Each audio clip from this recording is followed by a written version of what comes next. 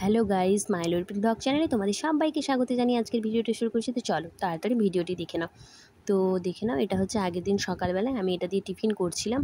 তো ভাত ছিল আর সঙ্গে ছিল ডাল, তো পেঁয়াজ ভাজা দিয়ে আমি টিফিন করে নিচ্ছিলাম।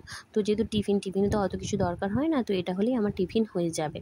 তো পেঁয়াজটা মা বাটিতেই করে একটা ভেজেছিল, তো ওই বাটিটা মানে হয়ে যায় আর কি, যেহেতু ওতেই করেই ভাজে। তো তারপরে এখানে দেখে নাও যে এটা হচ্ছে তেলাকুচি পাতা আর কি। তেলাকুচি এটা হচ্ছে পেটের পক্ষে খুবই ভালো। তো মুখের স্বাদ ফেরায়, যেহেতু মায়েরও জ্বর হয়েছিল, মুখের মধ্যে কোনো স্বাদ ছিল না, যা খেত সবই হচ্ছে মুখের মধ্যে এটা বেশ স্বাদ লাগতো।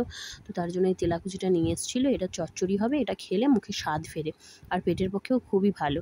তো তোমরাও নিশ্চয়ই খাবে, আর কেমন লাগলো খেয়ে অবশ্যই জানাবে। তো তারপরে দেখো, এখানে হচ্ছে আমি স্নান করতে যাব বলে জামাটা নিয়ে নিচ্ছিলাম। তারপরে এখানে দুপুরে খেতে বসে গেছিলাম, ওই যে তেলাকুচির চচ্চড়ি, ওই যে মা খাচ্ছে। আর দেখো ভাত হয়েছিল, আলু ভাতে হয়েছিল, ডাল হয়েছিল, আর আম ছিল, সাথে ডিম সেদ্ধ, আর কিছু হয়নি। তো ওটাই হয়েছিল সেদিনের খাওয়া, কালকের খাবার। তো এটাই হয়েছিল। তো দেখো এখানে আমরা খেতে বসে পড়েছি। তো সব দিন সমান হয় না, কোনো দিনও সবজি হয়, কোনো দিনও মাছ মাংস, কোনো দিনও ডিম, কোনো দিনও যেমন থাকে তেমনই খেয়ে নিই। তো মধ্যবিত্তের সংসারে সব দিন যে সমান হবে সেটাও কোনো কথা নেই। তো তারপরে এখানে দেখো পরের দিন মানে সকালবেলায়, মানে আজকে সকালবেলায়, তো দেখো এখানে হচ্ছে ছাদে দেখো বেড়াল বাচ্চা, মানে বেড়াল হচ্ছে তার মানে বাচ্চা দিয়েছে আর কি, বড় মা বেড়ালটা। তো তাই জন্য ওরা ওখানে আছে।